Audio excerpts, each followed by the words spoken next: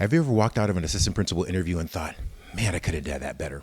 If that's you, don't fret. In today's episode, we're going to give you 5 tips for acing your next assistant principal interview, and we're starting right now.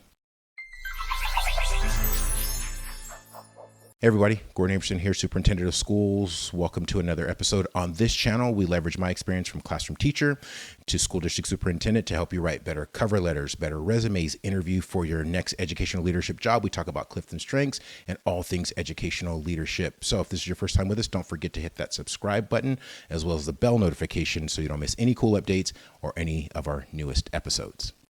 All right, everybody. So we're back for another episode, another installment about the assistant principal position, and more particularly the assistant principal interview.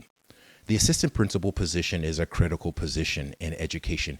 You are responsible as an assistant principal for the logistics, the day-to-day management, the day-to-day overall operations of the school site, supporting the principal, supporting the scholars, supporting the staff. And so when we think about the assistant principal interview, we want to make sure that we give you 5 tips, 5 strategies that you can use for the next time you're in the interview room, so that way you can thrive in that interview setting. So we're going to jump right in with tip number 1. All right, tip number 1. Knowing and understanding the roles and responsibilities of the assistant principal. When we can clearly define what those roles and responsibilities are, it'll be easier when we're in the interview room to convey what our expertise, what our experience has been, and how we would fit really well within that school site and within that particular school community.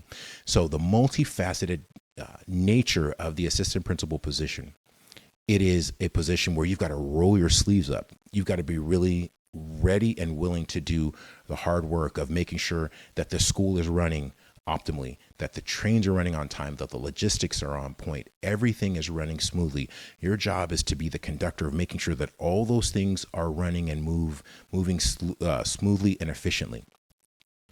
Your job is also a key role and responsibility is to support the principal. The principal is the CEO of the school site. So they are in charge of the strategic thinking, the strategic vision. And then it is your job as assistant principal to execute on that vision. So making sure you're clear and understanding of what the principal wants to do, where they want to go, where they want to head, and then knowing how you're going to support the principal. And then I would say the other piece that's really important around roles and responsibilities is that understanding you have an internal role of leadership and you have a very external role of leadership as well. And that external role is being able to work with parents, being able to communicate with people in the community, being able to connect, being able to make sure that partnerships and different pieces that are above and beyond outside of the school site, but a part of the school community, you'll also be in charge of leading that. So you have to remember your role and responsibility is to be an internal leader as well as an external leader as well.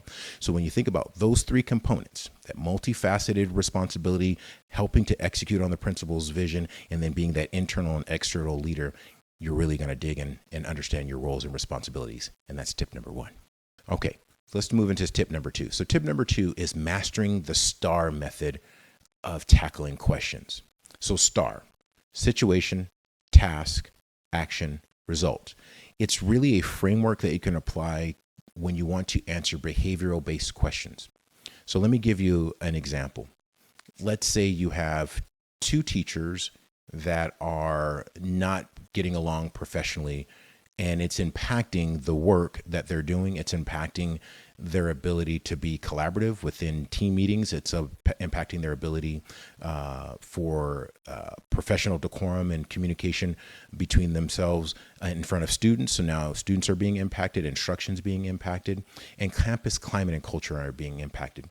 So now if you were to get that behavioral-based question as an assistant principal candidate, so now you're in the interview room and you get this question, you can apply the STAR method to answer the question.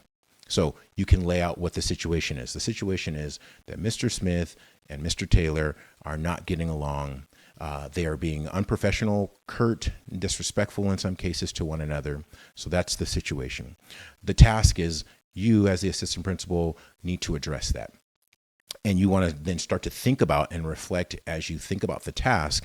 What are the different strategies? What are the different techniques? What are the different things that we've learned and experienced as educational leaders? What are the different things I've been exposed in my preparation, my credential preparation program? What types of things have I been exposed to by my administrative coach? who's been helping me get development for completing my credential, et cetera, et cetera. So you want to take all of that and put that into what your task analysis is going to be. And then you're going to develop an action plan. So action, I'm going to schedule a meeting with each of the teachers individually so I can hear them out. I can listen to them. I can have a clear understanding of what their perspectives are. Once I've done that, I'm going to do an analysis of that, and then I'm going to bring them together, and I'm going to have a meeting with them together in an effort to mediate the conflict. And then I'm going to, during that meeting, as I'm mediating the conflict, I'm going to give them very clear expectations. I'm going to give them very, very clear direction and guidance about what I expect and what I will be looking for, and then how we will hold people accountable for following those directives. And then the results. I'm going to then monitor the actions for the next 2 to 4 weeks, and I'm going to seek feedback, and I'm going to get observations, and then I'm going to continue to reassess. That's a STAR-related response. Mastering that is essential to being able to effectively navigate the behavior-based questions, but that gives you a framework of how you can take and chunk through those questions to give a clear, comprehensive, and very robust response to a complex issue that you will likely face as a practicing assistant principal, not assistant superintendent. Not yet. You're on your way, but not yet for an assistant principal. And that is tip number 2. Additionally, in the description below, you'll find a link for a free guide to mastering the STAR method and STAR questions. Check the description below and click that link, and you'll be able to get a free guide that will help you navigate through the actual STAR framework and mastering the STAR technique as an effective means for being prepared for your assistant principal interviews. Check the description below for the guide. Let's move to tip number 3. Tip number 3 is utilizing CliftonStrengths as a means for interview success.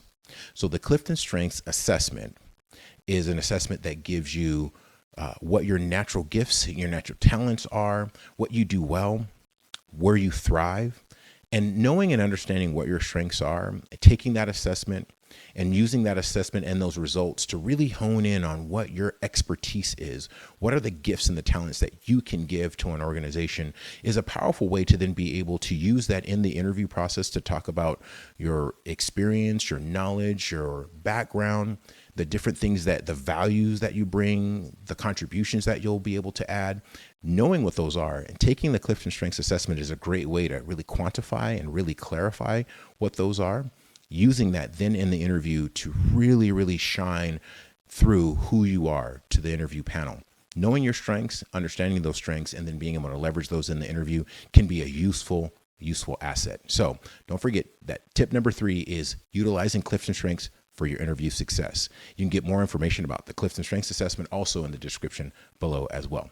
Let's move into tip number 4. All right, tip number 4. Addressing key educational topics. So it's critically important as a practicing assistant principal to be able to demonstrate that you are up to date and you're really locked in on the current topics and trends that are happening within education. So you have to stay read in, you have to stay thoroughly researched, and being able to demonstrate that in an interview and then tie that directly with the needs of that particular school site, the needs of that particular district are going to be important. So things like educational equity, things like technology-driven instruction, the busting, disruptive impact of AI in education as it stands right now, knowing and being able to converse around those topics, knowing and being able to share your thoughts, your insights, your wisdom, your experience is really going to go a long way.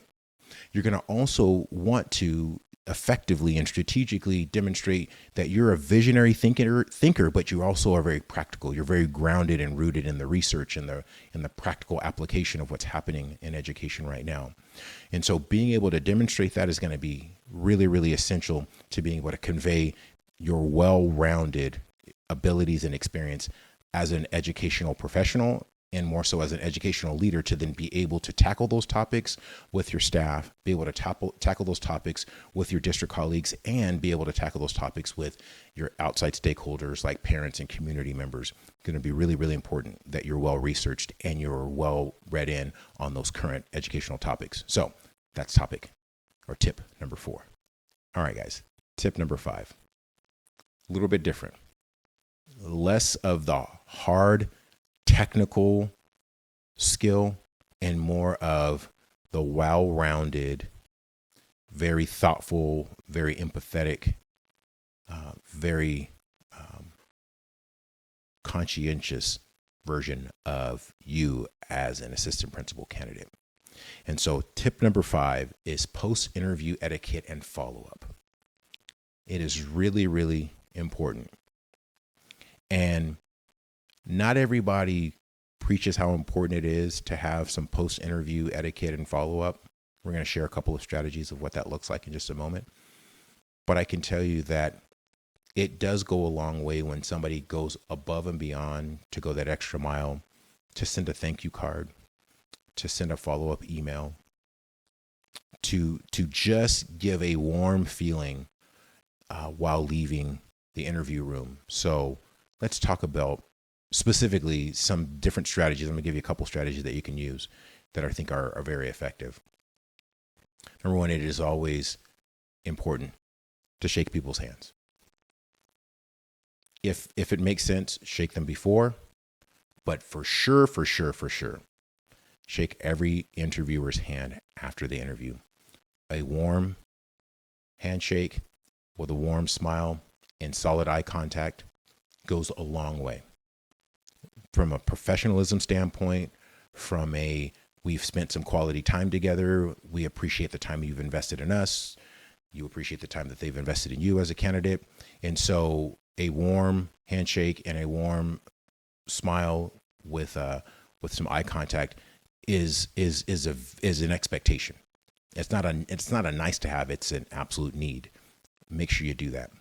And then the second tip I would give you is figure out a way on your way out.